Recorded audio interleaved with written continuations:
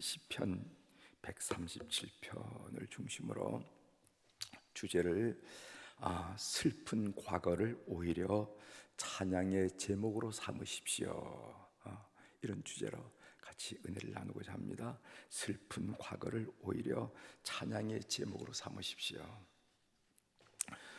우리 감리교에서 매일 생명의 양식으로 읽는 것이 하늘 양식이라 하는 그런 책자가 있죠.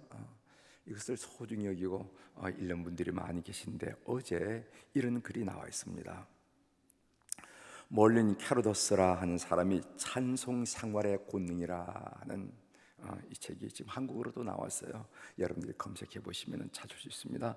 찬송 생활의 권능이라는 책에 나오는 이야기를 소개했습니다. 지적 장애 딸을 둔 어느 부부가 수년 동안 딸을 치료하려고 여러 방면으로 애를 썼습니다. 그러던 중 캐로도스 목사의 설교를 듣게 됐습니다. 그 목사님이 무슨 설교를 하냐면은 역경 그 자체에 감사하고 역경을 주신 하나님을 찬양하라 하는 그런 설교를 한 거예요. 처음에는 그 말씀을 듣고 고민을 했습니다. 그러나 부부는 그 말씀에 순종하고 기도하기 시작했습니다. 사랑하는 주님, 주님이 저희를 사랑하시고 특히 딸을 저희보다 더 사랑하고 계심을 믿습니다.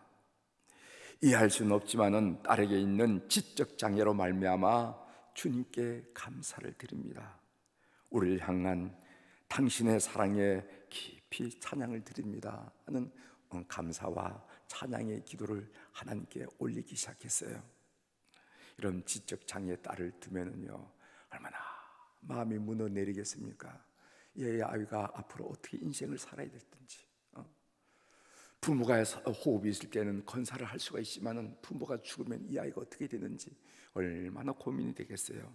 그러나 그 고민을 떨쳐버리고 오히려 하나님께, 주님께 감사를 드렸다는 겁니다. 그런데 그 놀랍게도 딸이 장애를 극복하고 누구보다 더 행복하게 자기의 삶을 일구고 갔습니다. 기적 같은 일이 딸에게 일어났던 것입니다. 찬양의 위대함이죠. 여러분, 어제 하늘 양식 읽어보셨습니까? 하늘 양식이 도대체 뭔 양식이라고 지금 목사님이 저렇게 말씀하시는가 그러시는데, 우리 감리교에 나온 그 하늘 양식 몰린 캐로더스에 대한 내용이 나왔습니다. 오늘 우리가 시편 137편을 읽었는데, 이 시편 137편은요 바벨론 포로 후기의 노래입니다.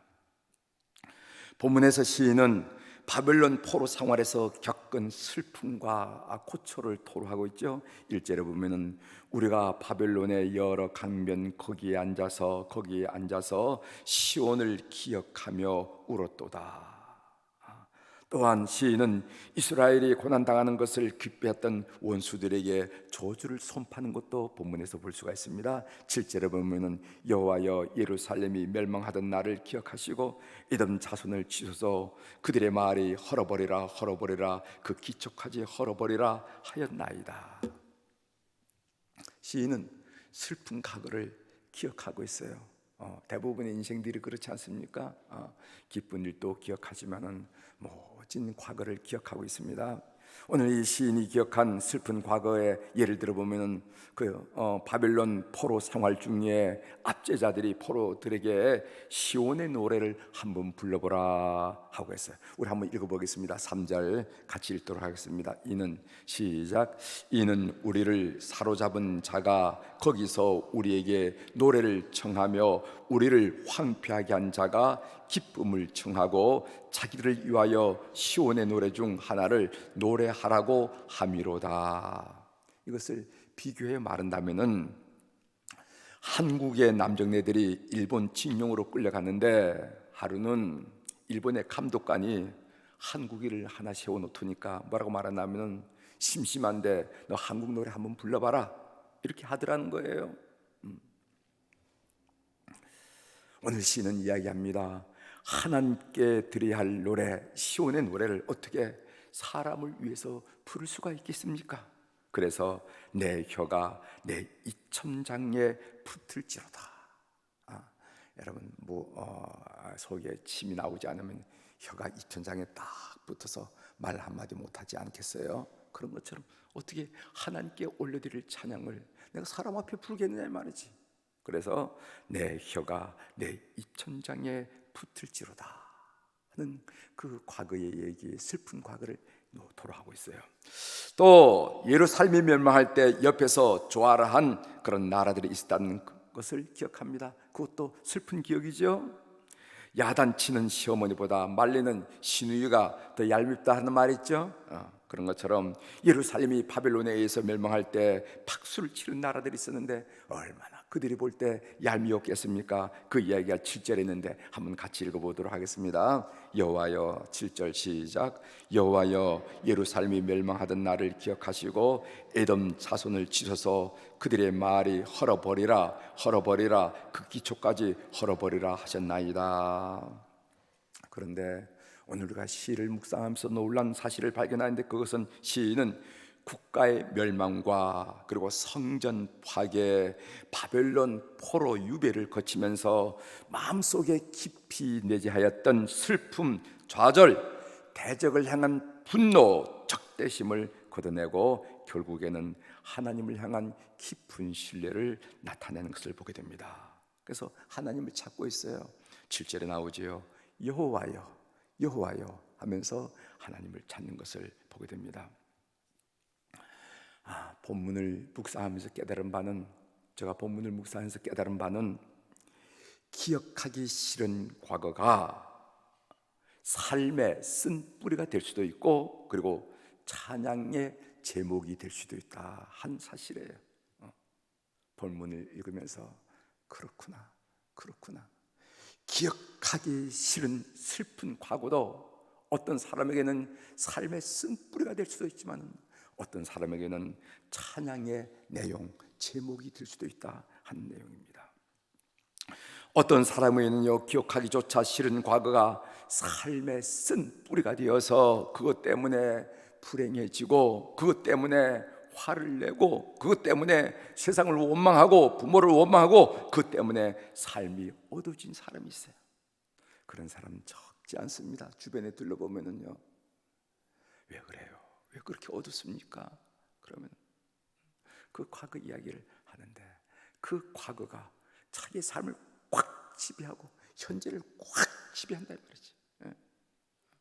삶의 쓴 뿌리가 여전히 살아서 그 내면 깊숙이 있어서 그 삶을 불행하게 만드는 것을 보게 됩니다. 그러나 어떤 사람에게는 기억조차도 싫은 과거가 하나님의 사랑으로 치유받아 오히려 찬양의 제목이 되는 경우도 있더라는 겁니다. 그래서 찬양은 위기에서 더욱 빛을 발하는 것을 우리가 목격하고 있어요. 여러분, 가수 인순이 아시죠? 가수 인순이 흑인 혼혈 가수가 아닙니까? 그녀에 대해서 어느 분이 글을 보내주셨어요. 사회자가 가수에게 묻습니다. 인생의 최고 절정의 순간은 미국 카네기 홀 공연이었나요? 라고 묻자 그녀는 아니라고 대답했어요. 그러면서 이어서 하는 말이, 워싱턴 국방성 공연이 제 인생의 최고의 순간이었어요. 대답했어요. 그녀는 그 공연 관계자들에게 한국에 파병되었던 군인들을, 용사들을 될 수 있는 대로 많이 참석해달라고 부탁을 했습니다. 그리고 그녀는 그녀들 앞에서 고백했어요. 그 고백 들어보세요. 당신들 모두 내 아버지이고 나는 당신들의 딸입니다. 나와 같은 딸을 둔 것 때문에 너무 가슴 아파하지 마세요. 난 당신들을 원망하지 않습니다. 아니, 하나님의 사랑으로 나는 거듭났습니다. 그리고 나는 지금 결코 불행하지 않습니다. 아름다운 인생을 살아가고 있습니다. 난 이 말을 하려고 여기 왔습니다. 나의 아버지들이여, 당신을 사랑합니다. 이렇게 얘기하고 노래를 불렀어요. 그러면서 그 순간이 자기 인생 중에 카네기 홀에서 공연하고 박수를 받는 것보다도 오히려 국방성에서 그런 고백을 하고 하나님을 찬양하고 노래한 것이 내 인생의 절정의 순간이라고 이렇게 고백했다는 것입니다. 자신의 운명을 애꿎은 모습으로 만들어 놓은 그 사람들을 향해서 용서를 선포하고 사랑을 선포하고 축복을 선포했던 것입니다. 오늘 본문은 시편 137편에서 우리 주님은 우리에게 묻고 있어요. 뭐라고 묻느냐 하면은 우리의 과거, 기억하기조차 싫은 슬픈 과거를 너는 어떻게 처리하고 있니? 삶의 쓴뿌리가 되어서 불행을 차차고 있니? 아니면은 하나님의 사랑으로 치유받아서 찬양의 제목이 되고 있니? 라고 본문이 우리에게 묻습니다. 사랑하는 교회 여러분, 슬픈 과거 속에 있는 하나님의 진한 사랑을 오늘 이 새벽에 느끼는 여러분들이 되기를 주의 이름으로 축원합니다. 기도하시겠습니다.